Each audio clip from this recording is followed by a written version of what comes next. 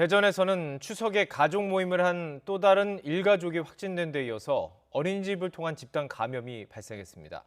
일가족 확진자 중 한 명이 다니던 한국조폐공사에서도 직장 동료가 확진이 됐고 다른 확진자 가족들도 초등학교 등과 관련 있는 것으로 조사돼 추가 감염이 우려되고 있습니다. 이상군 기자입니다. 대전의 한 아파트에 있는 어린이집에서 집단 감염이 확인됐습니다. 앞서 확진 판정을 받은 일가족 7명 가운데 손자가 다니는 곳입니다. 첫 감염자가 확인된 뒤 원생과 교사 등 10여 명을 긴급 검사한 결과 확진자가 무더기로 나왔습니다.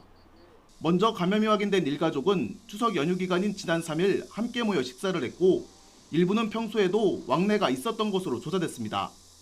방역당국은 가족 간 감염이 이루어진 뒤 어린이집까지 감염이 확산한 것으로 보고 있습니다. 또 확진된 어린이집 원아들이 24개월 미만이라 마스크는 쓰지 않았던 것으로 파악했다고 설명했습니다. 어린이에 대해서는 마스크 착용 의무가 없습니다. 특히 질병관리청에서는 24개월 미만 어린이에 대해서는 마스크 착용할 적에 건강에 우려가 있다 해서 마스크 착용을 권장하지 않고 있습니다. 지난 10일 대전에서 확진된 30대 남성도 이들 일가족 중 일부와 유성구의 한 병원에서 접촉이 있었던 것으로 조사됐습니다. 해당 병원에서 추가 확진자가 나오지는 않았지만 문제는 또 다른 확진 사례가 발생할 수 있다는 점입니다. 일가족 확진자들의 직업이 목사와 초등학교 교사, 유치원 파견교사 등 다양하기 때문입니다. 대전에서는 이미 한 차례 추석 이후 벌초를 함께 다녀온 일가족과 접촉자들이 잇따라 확진 판정을 받았습니다.